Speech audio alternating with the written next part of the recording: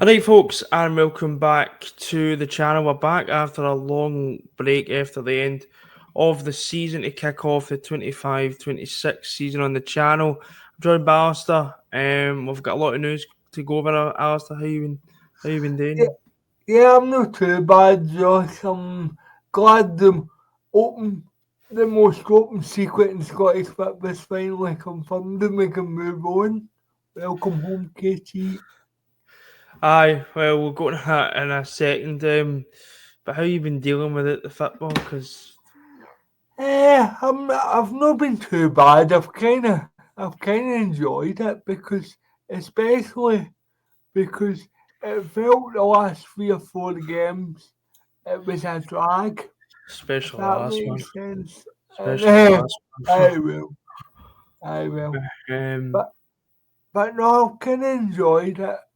I'm kind of I'm kind of wanting to get to when July comes round. I'll be pining for it again. To be honest with you, but it is what it is, man. But I know. hopefully Celtic can keep us busy with transfer ins rather than outs. I'll not hold my breath on that. Aye, well, we may get straight into it, as you just said.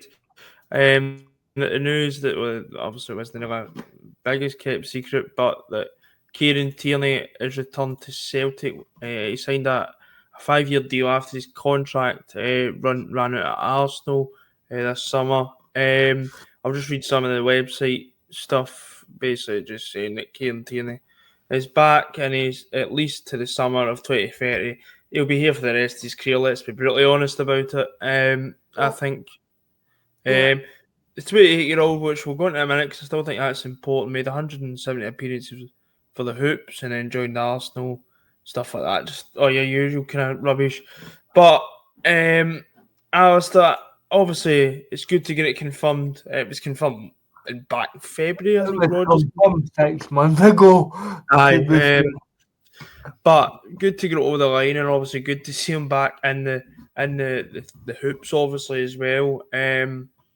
Yeah, It's a brilliant. I think it's a if there's one big if which I'll go into in a minute. If Celtic can keep him fit, it's a brilliant piece of business, and I think Celtic will keep him fit. I think his injury record. I think people are exaggerating how bad it is. If you look at it yeah. I right, mean, if you when look you at go, it for the last few games of the season, played bits and bobs for Arsenal was fine, and I think it has been unlucky. I think if Kieran Tierney wasn't injured as much as he has been, it's really unfortunate. I generally think he'd be at a top club.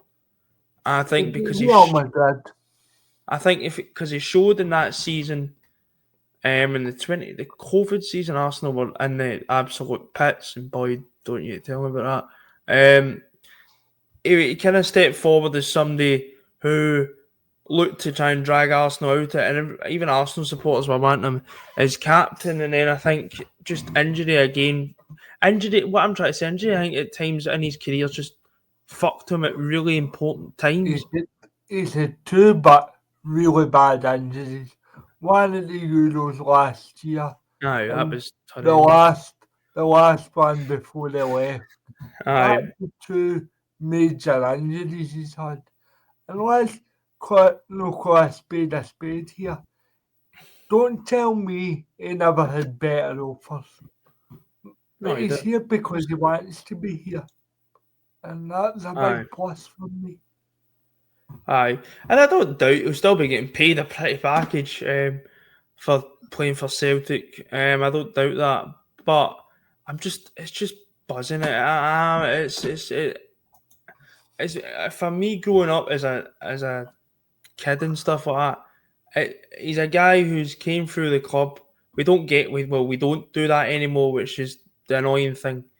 But to see obviously Tierney the first time come through and he's back, he'll no doubt he will give his Improves the quality. team tenfold. No, it improves. We've replaced our best left back with the same With person, and you can. maybe put that in a negative sliding goals like that. It just tells you all about recruitment. Probably does, but I think he really improves that left hand side already. To be honest with you, him and Alistair Johnson the right hand side, too solid. Normally, two European class fullbacks, I would say. normally, we'll look like for a while at Celtic with Mika Lustig, and you think we could improve on him, but we had Tierney solid enough. Then it seemed to switch. We had a solid right back. I'm not saying Mika Lustig wasn't solid, but I do think we could have. He was kind of done. Towards the end, he was done. Let's be honest, the legs were away. He was finished.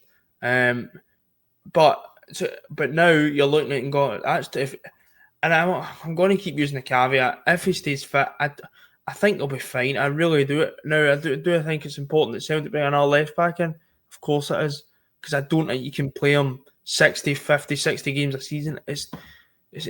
But even he was rumoured to have said, listen, I won't play 40, 50 games.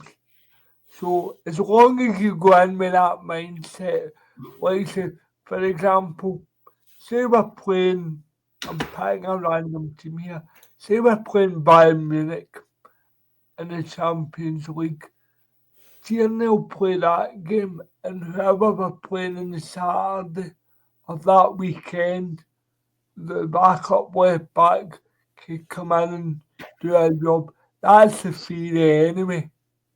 And that's what you have to get your head round. No, definitely. I just still think that people are over exaggerating how injury prone he is. He went to Sociedad, played a decent few games there, was fine. So I still think people are over exaggerating. And even I still think even a half fit. Thank God for the injuries, Josh, because he wouldn't be here otherwise. No, he wouldn't be here. Personally, I think he still would do a job at Arsenal, if you want my honest opinion. But that's what's making me kind of buzz.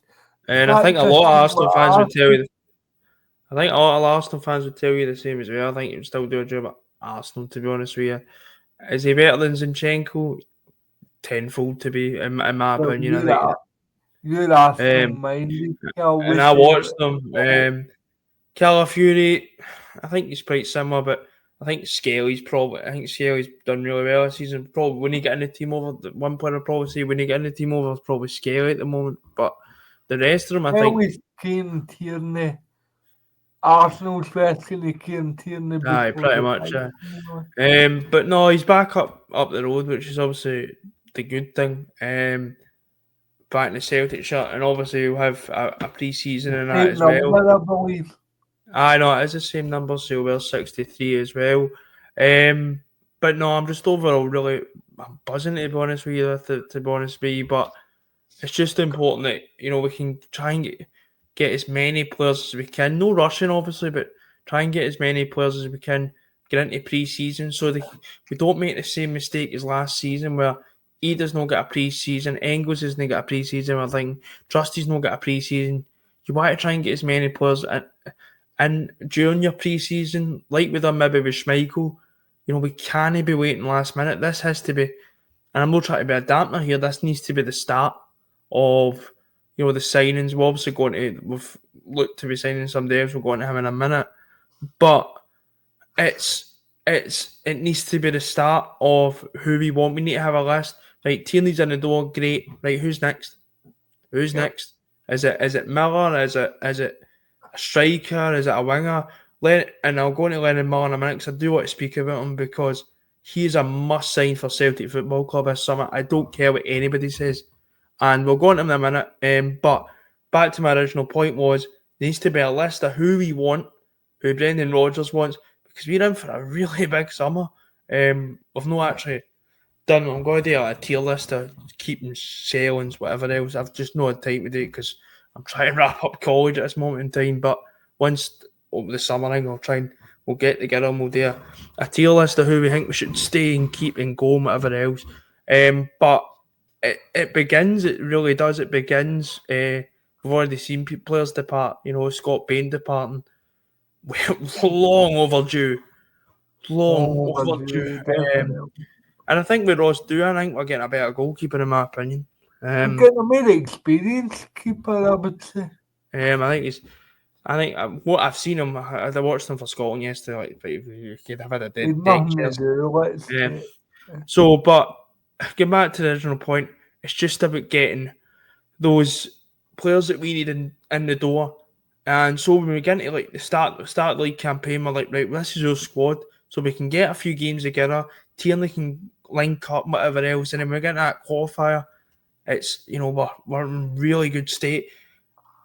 That's in an ideal world, but in a Celtic world, we'll be fucking farting about waiting for players, putting Callum McGregor at fucking centre half or something. Anyway, but well, when we were linked with the Turkish boy, I kind of had begging to be a beat on us. Don't get him any ideas for. No, but Alistair, I want to just kind of speak on the other player that we seem to be linked with Fulham, I believe. Fulham under 21s, I'm going to say. I'm just going to get his name up because I'm actually. Callum. There we go. I've got an article here. Callum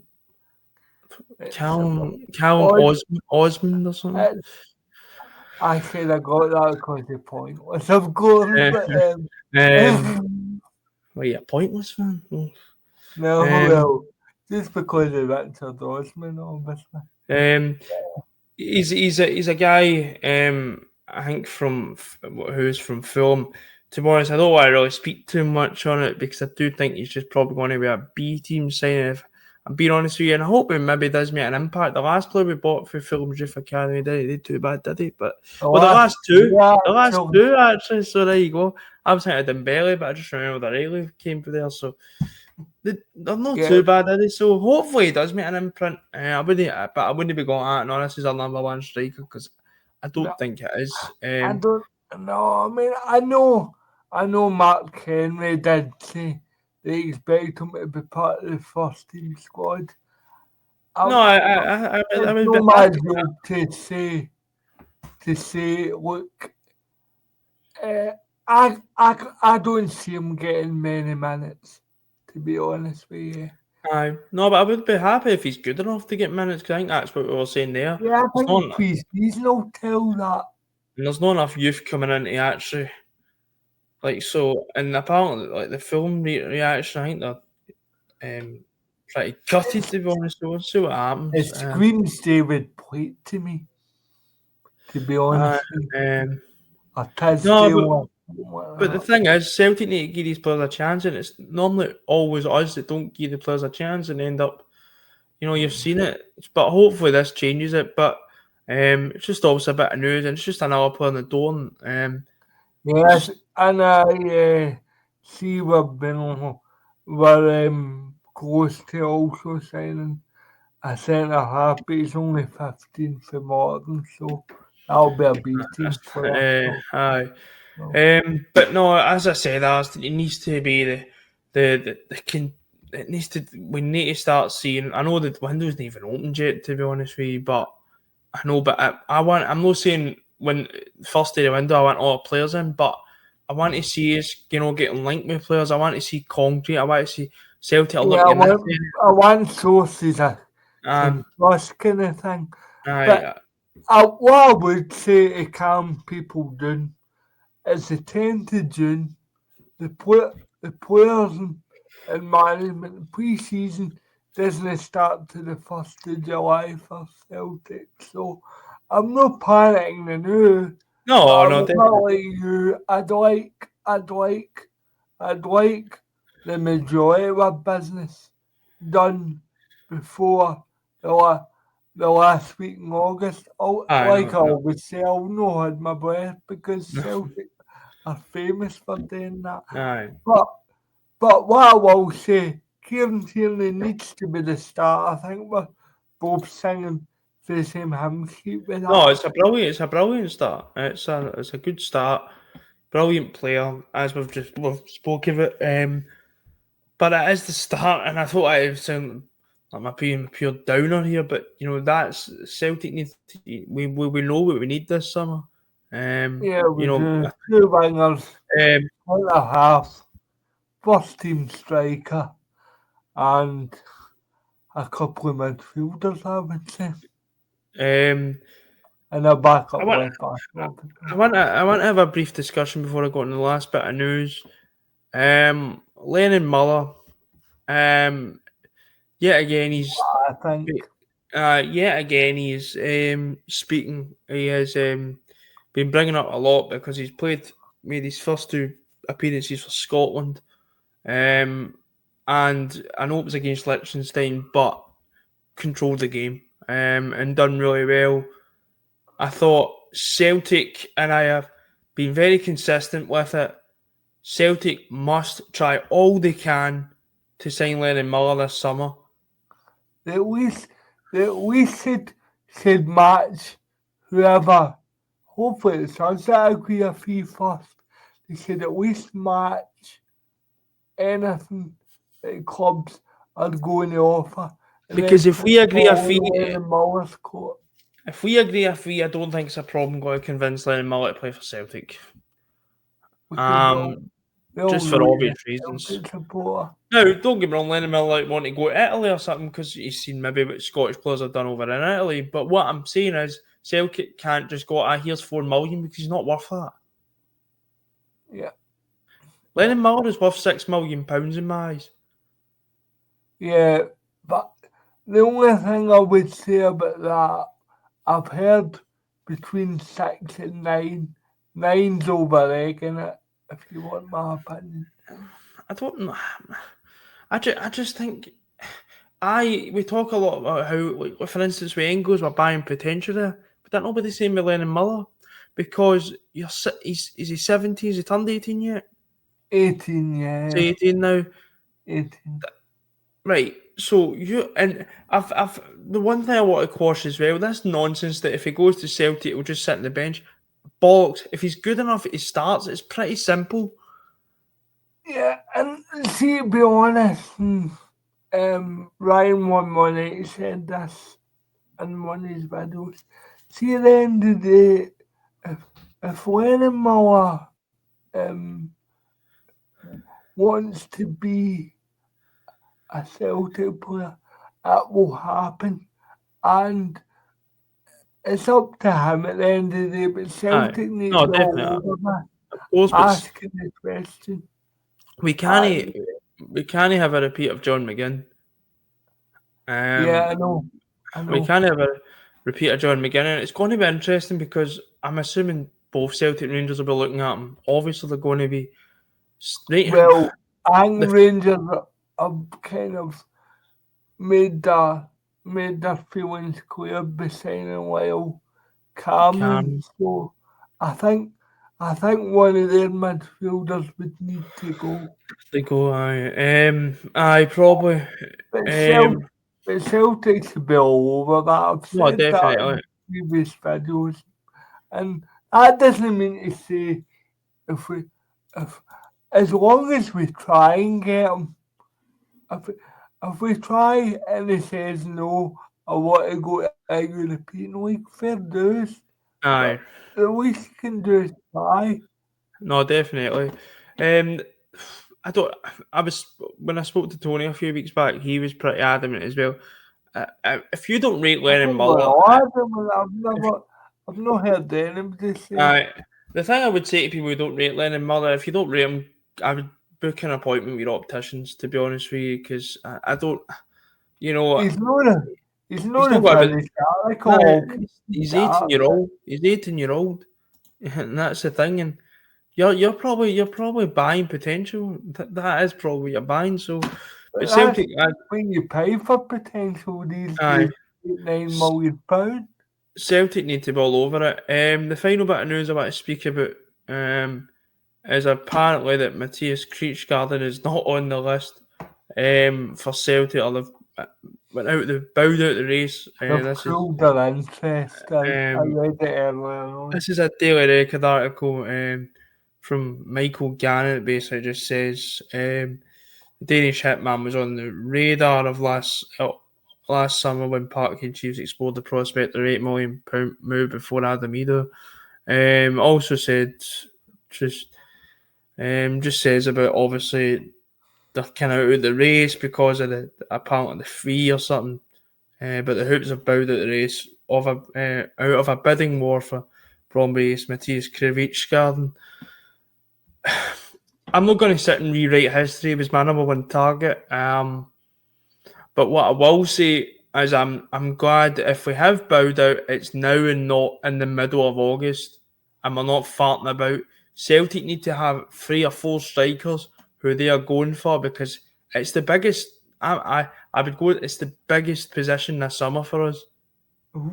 If we don't get a first team ready backup in our first choice to replace Kyogo, who we still haven't replaced, by the way, I think we're taking a massive risk, not only with the Champions League qualifier. The league? And people say I'm over-egging this, but the league. No, of course. Your striker is your main part of the team. Yep. And it looks like across the city are going to sign a striker as well, And I think Celtic need to go and get a striker who knows what the back of the net is. I don't think we've got. Dyson Maida's not a striker in my eyes. Adamida, I'll give him his credit. Adamida, I'll give him his credit in my eyes. More than one striker, in my opinion. And I don't think that Brendan Rodgers sees Adamida as his main striker. I don't. And I just week in, week out. I think if he did, Adamida would have played up front instead of Maeda. And so Celtic, they have a list of, and I'm hopeful they'll have a list. I say hopeful in inverted commas. I'll be honest, Josh. I've got names in my head, and I just hope we push the button on one or two of them. No, we have to definitely. Just clarify, Lawrence Shanklin isn't one of them. So he's got it with his Brom. Don't panic. He's got it with his Brom, so I don't think we need to worry about that. But no, Celtic need to have their options open. No, they can't put all their eggs in the one basket. And I don't think they have, because they wouldn't have just. It wouldn't surprise me, Josh, if they pulled out. I've done this before. I think they must have somebody else in mind. They must.